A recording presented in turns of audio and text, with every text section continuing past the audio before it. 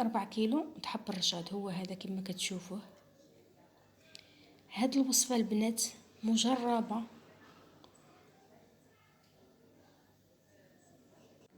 مجربة البنات عند الناس اللي كان عندهم السكر فايت غرام و20 ولا غرام و30 ولا غرام و40. المهم فين ما كان واصل عندك مرض السكري، ولو تا الناس اللي كيدقوا الابرات الانسولي. هاد الوصفة البنات مجربة. هذه واحد السيدة البنات كتمريضة بمرض السكري، عيات ما كتعالج فيه، عيات ما كتعالج، عيات ما كتشري الدواء، عيات ما تعمل في التجارب وتعمل في التحاليل اللي كيقولوا ليها الناس، اللي كتمشي للطبيب يعني الادويه اللي كيخرجوا لها كتشربها ولكن بدون فائده. فاش البنات جربت هاد الوصفه هذه لمده شهر، البنات ارتفع ديك السكر بحال اللي ما عمرو كان. وكنتمنى اي سيده كتشوف هاد الوصفه هذه تبارطاجيها مع الناس اللي عندهم مرض السكري. راه البنات ما كتمشي ما كتجي معاه، كما كنقولوا ما كتمشي ما كتجي معاه.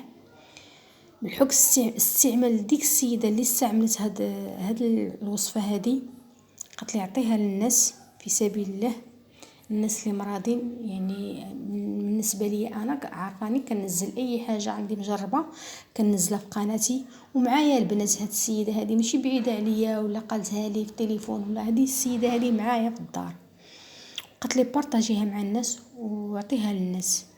دابا هذه البنات هذا حب الرشاد كما كتشوفوا عندي مطحون منقي ومطحون، و4 كيلو. وهذه 4 كيلو د الحلبه حتى هي كما كتشوفوها هي عندي مطحونه ومنقيه. الحلبه البلديه البنات، الحلبه البلديه ما تجيبوش ديك الحلبه اللي كتكون روميه ولا الحلبه د مصر، ولا حلبه بلديه باش كتعرفوها كتكون عطيه النسمه ديالها مجهده وفيها واحد الحبيبات كحل، كيكونوا فيها حبيبات كحل وحمر، هذيك باش تعرفوها بلديه. دابا من بعد البنات ما طحنتها غادي نخلطها مع بعضياتها مزيان. نتوما كتشوفوا نخلطها، راه نزلتها البنات يعني قبل ما تستعملها، ولا بغيت ننزل لكم باش تشوفوها على عينيكم. يعني فاش صوباتها عطاتها لي باش نشاركها معكم. هي هذه البنات نتوما كنخلطها مزيان، يعني كنساجم مع بعضياتها باش البنات ملي تبغيو تستعملوها كتجيكم سهله. يعني سهله، ما كتبقاوش مثلا تهز وحده من هنا وحده من هنا، كتصافي كتخلطها مزيان، كتعملها فواحد الزاجه تكون زاجه نقيه وما تكونش فيها النسمه شي حاجه. ولا من الافضل تكون معقبه، لان هي كدوز هاد الحلبه وهاد حب الرشاد ملي كتخلطهم كيدوزوا واحد المده وانت كتستعملها. سمحوا لي على هذا الصداع والله. واحد المده وانت كتستعملها يعني هي تما، ما تبقاوش عاد دابا وساعات نوجدوها، ولا دابا وساعات تمشيو تجيبوا الحلبه وتحضروها.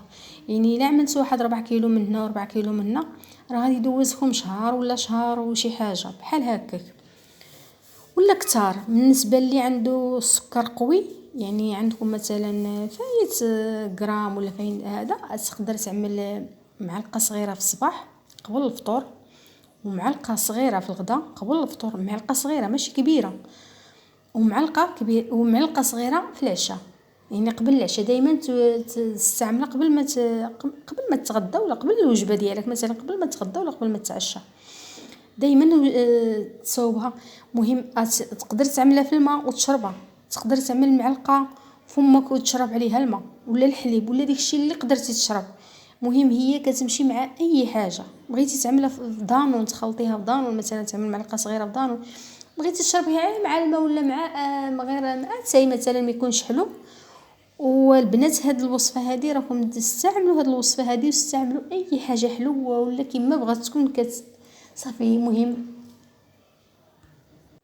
المهم السكر ما يبقاش، مرض السكر ما يبقاش بحال كليتي. المهم حاولوا تنقصوا شويه من الحلاوه هذه بالنسبه للصحه ديالكم. ولكن بالنسبه لك كنتي كتستعمل هذه الوصفه هذه، واخا تاكلوا مثلا الحلاوه، تاكلوا البطيخ، تاكلوا الخبز، يعني تاكلوا اللي بغيتوا تاكلوه، غادي يجيب الله التيسير وما غاديش تبقاو البنات فيكم السكر وبالتجربة ديالي أنا وبتجربة السيدة. ومن بعد شهر البنات، وواحد النصيحة، تمشيو تعبروا السكر ديالكم في الفارماسيان وتشوفوا شحال عندكم مثلا طالع، ومن بعد تجيو تستعملوا هاد الوصفة هذه لمدة شهر. أنا عطيتكم مهلة ديال شهر باش تكونوا عارفين هاد شحال مثلا عاد ترجعوا للفارماسيان وتستعملوها.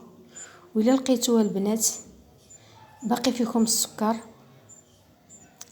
ديك الساعات رجعوا الفيديو وعملوا فيه اللي بغيتو تعملوا سنيال، بغيتو تحيدوا اللايك، بغيتو تعملوا شي حاجه، بغيتو تعايروني في الكومونتير اللي بغيتو ما تعملوه عملوه البنات. الا بقى لكم السكر اجيو رجعوا للقناه ديالي وعملوا اللي بغيتو.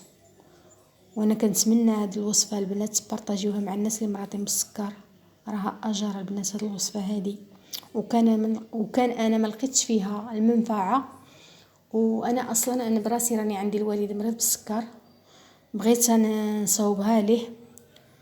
وراكم عارفين ملي كيكون بنادم بعيد كنكونوا بعادين البنات جهدي لا جهد الله. ولكن انا يعني انا براسي